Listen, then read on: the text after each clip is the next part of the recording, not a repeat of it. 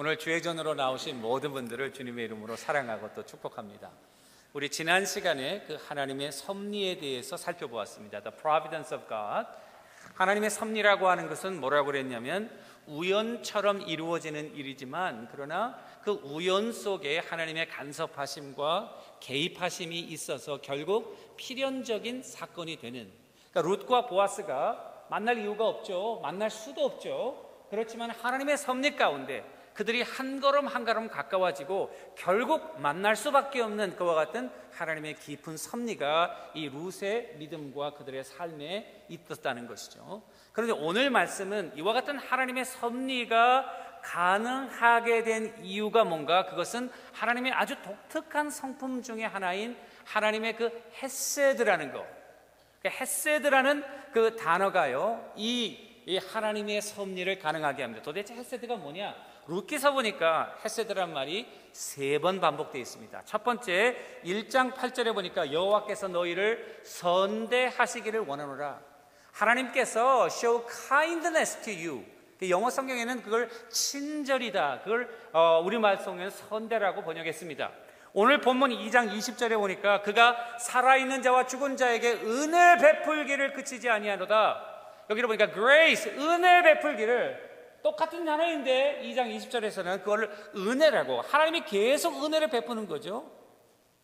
그리고 3장 10절에 보니까 내가 베푼 인애가 처음보다 그 나중이 더하도다. 인애, 그러니까 여기 보면은 선대한다 또는 은혜다, 인애다, 이런 3가지 different 그런 단어로, 다른 단어로 해석을 했다는 것입니다. 하나님의 섭리 중심에는요, 이 하나님의 인애, 섭리, 또 은혜, 이 헤세드가 흐르고 있습니다. 여러분 탈무드에 보면은 그 랍비 중에 심라이라고 하는 랍비드가 뭐라고 그랬냐면, 토라, 율법은 begins with hesed, 하나님의 그 인애, 자비, 사랑, 그것으로 시작해서 ends with hesed, 이렇게 얘기했어요. 그러니까 신약의 전체, 이 구약 전체를 이끌어가는 굉장히 중심적인 사랑은 언약과 더불어서 covenant, 이 하나님의 헤세드예요. 구약 성경을 보면 이 헤세드가요 39권의 구약 성경 아닙니까? 한 권도 빼놓지 않고 이 헤세드라는 말이 나오고 있습니다. 그런데 246번이 나오는데요, 가장 많이 이 헤세드가 나오는 책은 구약의 시편입니다. 그 시편에 보면은 128번이 나옵니다. 약 반 이상이 시편에서 나오고 있어요. 시편의 저자는 누굽니까? 여러 명이 있지만은 반 이상을 다윗이 지었죠. 다윗의 시 중에 이 헤세드란 말이 많이 나오고 있습니다. 어떻게 번역을 했나? 우리말로 번역을 보니까 하나님의 공의다, righteousness, 하나님의 사랑이다, 사랑이란 말로 번역했어요. 근데 사랑도 영어 성경에 보면 unfailing love, 실패할 수 없는 사랑, unfailing love, 또는 great love or loving kindness, 친절한 사랑, 이런 말로 번역되어 있고요. 또 충성이다, faithfulness, 의리다, loyalty, 또 하나님의 은혜다, grace, 하나님의 은총이다, favor, mercy, 자비. 한 단어인데요, so different word로 이 번역하고 있어요. The reason why, 왜 그럴까요?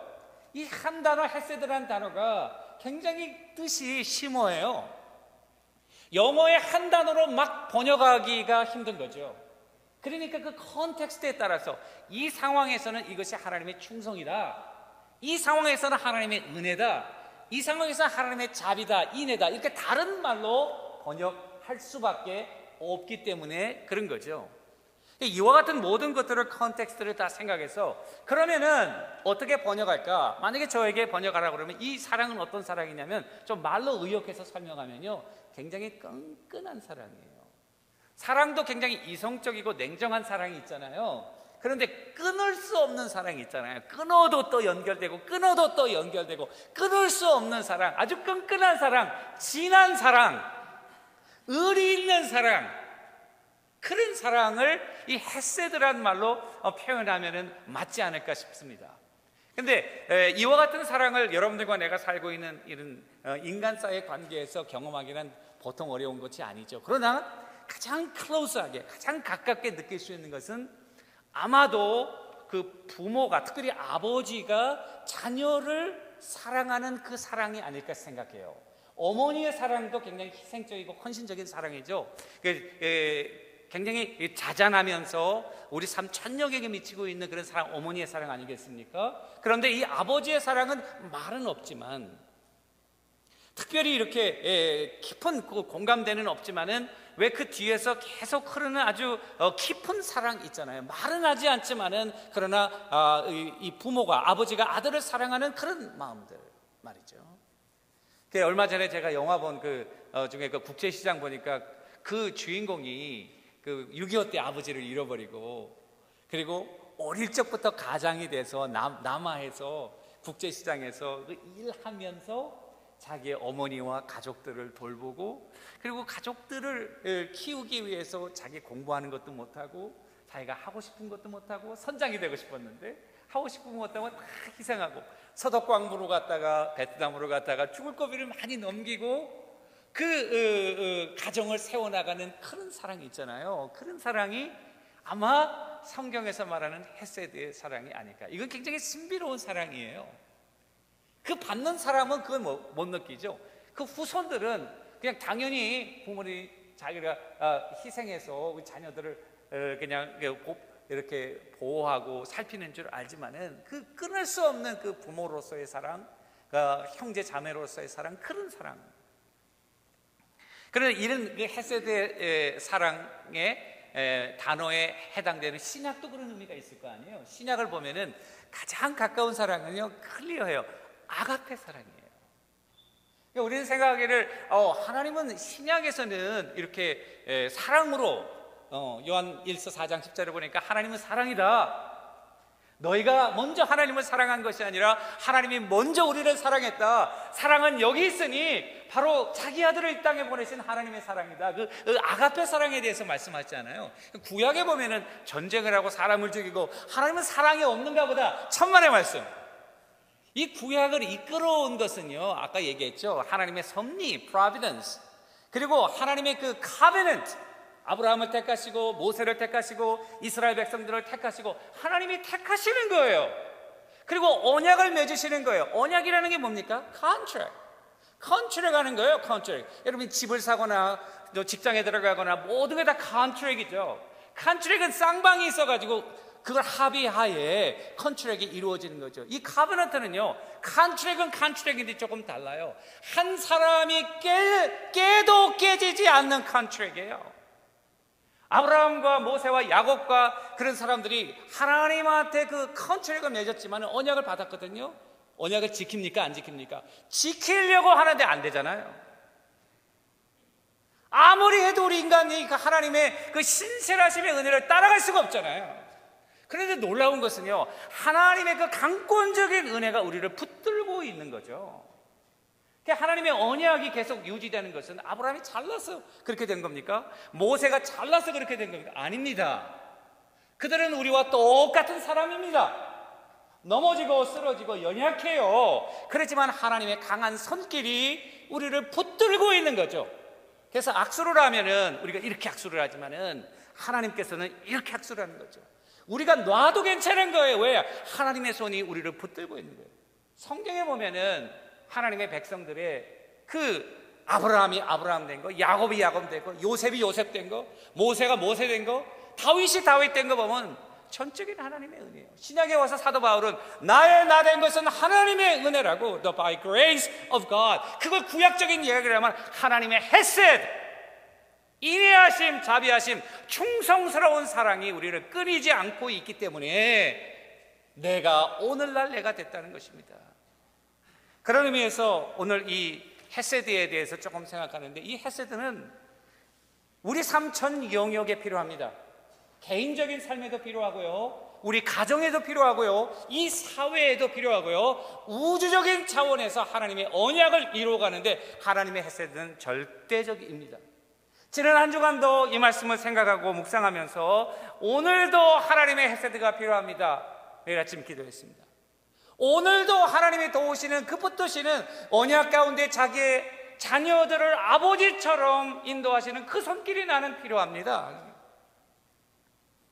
오늘 여러분들이 오늘 이 자리에 오시기까지 물론 여러 가지 여러분들이 열심히 해서 여러분 노력해서 오늘의 그런 많은 성취를 하신 분도 있겠지만 따지고 보면 우리가 열심히 할 수 있었던 것도 하나님의 헤세드가 있었기 때문입니다.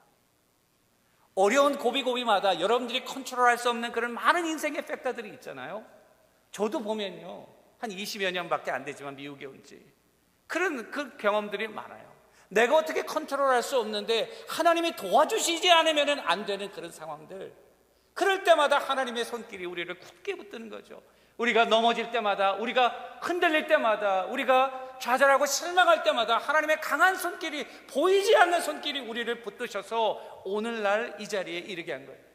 여러분들과 나는 하나님 앞에 나올 때마다 이 헤세드의 은혜를 찬송할 수 있게 되기를 주님의 이름으로 축원합니다. 다윗은요, 이 주의 인자가 내 생명보다 귀하다. 우리 복음성가 있잖아요. 주의 인자가 생명보다 귀하다.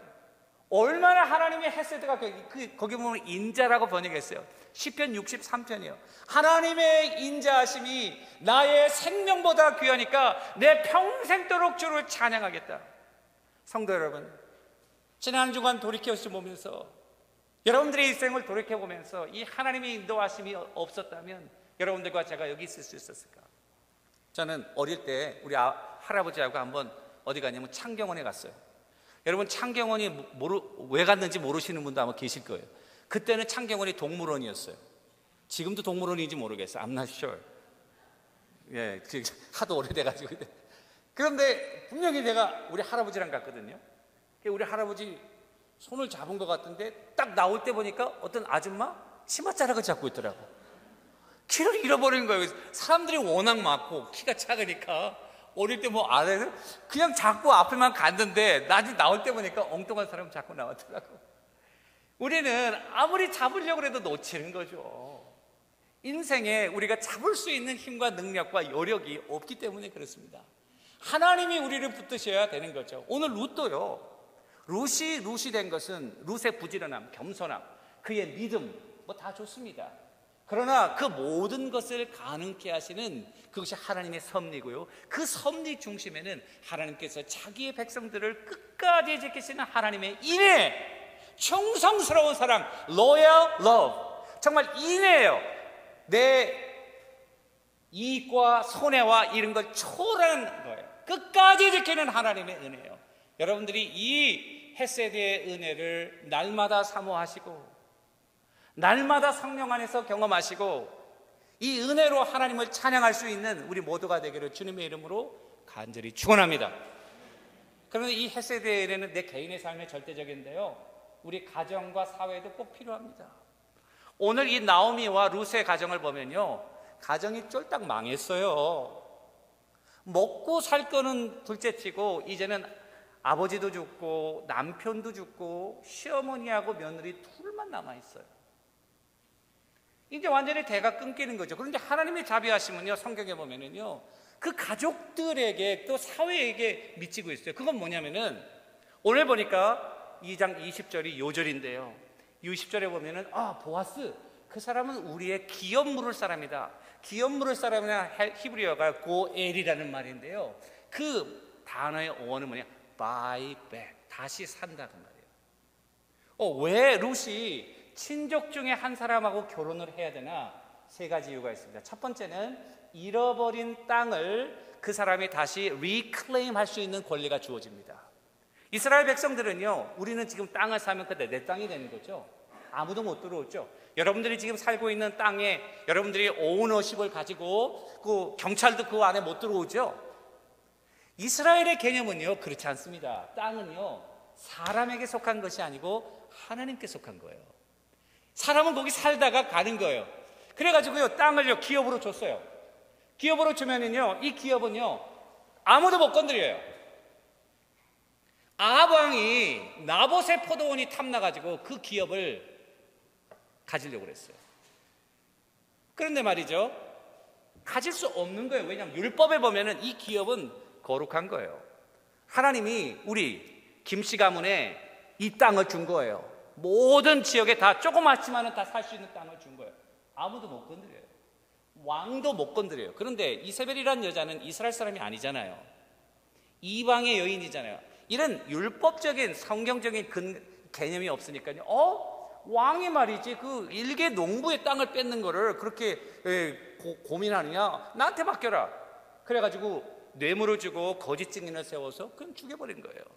이걸 하나님이 아주 심하게 책망하시고 결국 그것 때문에 아합과 이세벨이 하나님 앞에 심판을 받고 그대로 죽임을 받잖아요. 아무도 타치 못해요. 그런데 가세가 기울어서 그걸 팔아먹는 거예요.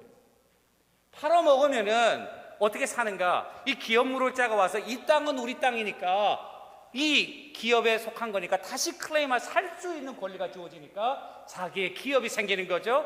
자자손손 살 수 있는 거죠. 두 번째는 잃어버린 가족을 다시 살 수 있어요. 노예로 팔렸던 사람. 그리고 세 번째는 끊어진, 그렇게 해서 결혼을 하게 되면 첫째 애가 누구가 되냐면 그 결혼한 사람의 가문을 잇는 것이 아니라 죽은 남편의 가문을 이어서 그 가문이 끊어지지 아니하도록 한 거예요. 사회적인 거는요, 여러분, 이스라엘은 아주 좋은 경제적인 제도가 있습니다. 우리는 자본주의 제도에 살기 때문에 모든 것을 한 사람이 독점하고 그리고 이렇게 하려고 그랬지만 그렇지 않아요. 모든 사람이 이스라엘은 함께 살도록 돼 있어요. 가난한 사람도 살아갈 수 있도록 돼 있어요. 부자만 살아가는 것이 아니라 가난한 사람도 살 수 있도록 돼 있어요. 부자는 참 많이 가지고 있는 거고 가난한 사람은 알맞게 가지고 있는 거예요. 그게 희년이라고 하는 것이 대표적인 제도인데 이게 하나님의 헤세드예요. 50년이 되면은 다 내가 이 사람이 가세가 기울어가지고 다 팔렸어. 노예도 팔고 가족도 팔고 다 팔고 50년이 딱 되는 해가 되면요, 여러분 컴퓨터에 리셋 버튼이 있죠. 다시 껐다가 키면은 오리지널로 처음으로 돌아오는 거예요. 다시 처음으로 돌아가는 거예요. 빚진 거요 다 갚는 거예요. 다 탕감해 주는 거예요. 노예들요 다시 다 돌려보내는 거예요. 내가 다른 사람에게 샀던 땅 다시 돌려보내는 거예요. 이 제도는요 굉장히 중요해요. 왜냐하면은 빈곤을 자자손손 물리지 않도록 하시는 하나님의 공의로운 법이에요. 두 번째는 사람이 많이 갖고 많이 소유함으로 가는 그런 greediness, 탐욕을 하나님이 깨시는 거예요. 이것은 하나님에 속한 것이다. 그리고 세 번째는 함께 살아가도록 하나님이 이 법을 주신 거예요. 이런 법은요 희년이 대표적인 거예요. 희년뿐만이 아니라 여기 보면 7년의 노예를 해방하는 거 여러 가지 법들이 있어요. 밭의 한 구석을. 그것은 뭔가 하나님의 그 헤세드, 공의로우심, 사랑하심, 인애하심, 자비하심이 우리 가정과 사회에 이끌어가서 단순히 한 사람에게, 나에게만 하나님의 헤세드가 있는 것이 아니라 제도적이고 시스템적인 면에서 하나님의 공의가 흐르도록. 그러니까 우리 자녀들과 이 사회가 지향해야 될 것은, 물론 열심히 일하고 좋은 아이디어를 가지고 많이 돈을 버는 사람이 벌지만, 그러나 여러분들과 나는 다릅니다. 하나님의 백성답게 함께 살아가고 그리고 어려운 사람에게도 기회를 주고 같이 살아갈 수 있는 그와 같은 아름다운 공동체. 여러분들과 나는 오가니제이션이 아니잖아요. 우리는 하나의 커뮤니티, 패밀리 개념으로 말이죠. 서로 돕고 상호 책임지는 그와 같은 가운데서 하나님의 나라. 이스라엘은 가난한 사람들이 없잖아요. 저는 비치우드에 있는 그 주이시 커뮤니티를 가끔 그 말츠 뮤지엄하고 참 대단하다. 어려운 사람들, 힘든 사람들 한꺼번에 모여가지고 서로, 유대인들 못 사는 거 봤어요? 왜 이렇게 못 사는 사람이 있고 다 잘 살까? 왜 그럴까요? 서로 돕잖아요. 그들을 형제 자매로 생각하고 서로 돕잖아요. 한 사람이 오면 모든 커뮤니티 리소스를 더 그 사람이 자립할 수 있도록 도와주고 그 사람이 잘 살게 되면 다음 새로 오는 사람 함께 살아가는 거죠, 여러분. 그런 면에서 하나님의 헤세드는 우리 개인에게만 있는 것이 아니라 가정과 그리고 이런 사회 속에 우리가 이루어 나가도록 우리 자녀들에게 하고, 여러분들이 이제 사업을 한다든지 우리 자녀들이 로열을 한다든지 또는 비즈니스를 한다든지 정치계로 나간다든지 우리가 지향해야 될 건 뭘까요? 우리의 그리디니스를 아주 채우는 그런 일들을 해야 될까? 아니라고 생각합니다. 하나님의 공의와 정의가 나 개인의 삶에 흘렀듯이 이런 사회 속에 흘러서 많은 사람들이 함께 살 수 있는 아름다운 커뮤니티를 향해서 우리가 나가야 되지 않겠는가 하는 것이고요. 마지막 차원은요, 우주적인 차원이에요. 하나님은 룻의 그런 개인의 헤세드를 베푸셨지만 그걸 통해서 마지막에 보니까 다윗의 자손의 계통의 계보를 이어가시고 계신 거예요. 다윗의 계보는 메시아의 계보고 메시아의 계보는 온 인류를 구원하시는 하나님의 계획인 거죠. 하나님의 헤세드는요, 결국 온 인류 흩어져 있는 하나님의 백성들을, 죽어가는 선택받은 하나님의 백성들, 아직도 복음을 모르는 하나님의 백성들에게 복음을 증거하기 위해서 이 사회와 개인에게 주는 거예요. 여러분들과 내가 은혜 받고 하나님의 자녀가 됐으니까 이제 내가 잘 먹고 잘 살아야지, 그거는 반밖에 모르는 거죠. 여러분들을 통해서 이루시고자 하시는 하나님의 구원의 섭리를 이루어 나가야죠. 가정에 안 믿는 사람들, 이웃에 안 믿는 사람들, 나를 통해서만 내가 증거할 수 있는 그 한 사람을 하나님이 구원하시려고 나를 구원하신 것 아닙니까? 그런 것 생각하면 우리는 우주적인 차원에서 이 구속의 역사를 이루어 나가는 헤세드의 증인이 되어야 된다.